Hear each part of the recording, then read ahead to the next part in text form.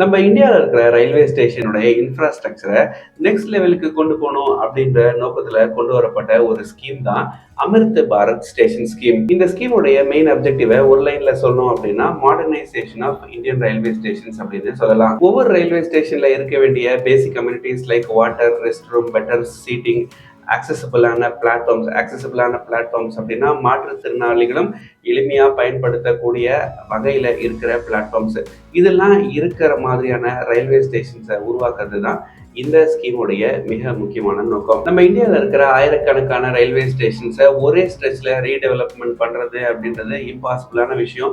ஏன்னா உலகத்திலேயே one of the largest rail network அப்படின்னா அது நம்ம இந்தியாவில தான் இருக்கு.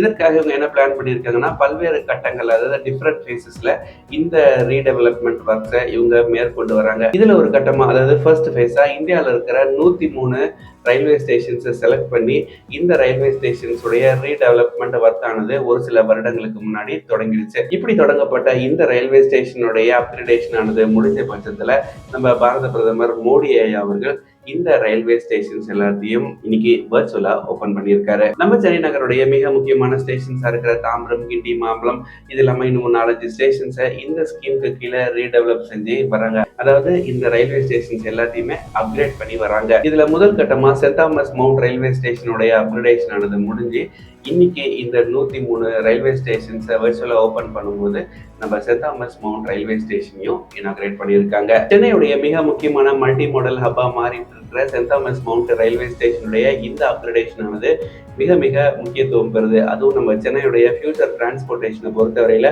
இது ஒரு மைல் ஸ்டோன் அப்படின்னு சொல்லலாம். ஏன்னா இந்த ரயில்வே ஸ்டேஷனுடைய எம்ஆர்டிஎஸ் வந்து ஜாயின் ஆக போகுது, மெட்ரோ வந்து ஜாயின் ஆக போகுது.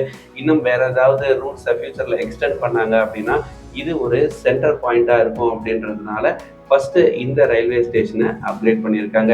இந்த ரயில்வே ஸ்டேஷனை ஃபர்ஸ்ட் ப்ரையாரிட்டைஸ் பண்ணி அப்கிரேட் பண்ணியிருக்காங்க அப்படின்னும் போது எந்த அளவுக்கு ரீடெவலப்மெண்ட் வரப்போகுது அப்படின்றதுக்கான ஒரு தொடக்க புள்ளி தான் இந்த அமிர்த் பாரத் ரயில்வே ஸ்கீம் கீழே நம்ம சென்னை சென்ட் தாமஸ் மவுண்ட் ரயில்வே ஸ்டேஷன்ல நடந்திருக்கிற இந்த ரீடெவலப்மெண்ட் ஆனது. இதே மாதிரி நம்ம சென்னையில வேற என்னென்ன ஸ்டேஷன்ஸ் ரீடெவலப் பண்ணிட்டு இருக்காங்க அப்படின்றத இன்னொரு வீடியோ பதிவில் நான் உங்ககிட்ட ஷேர் பண்றேன்.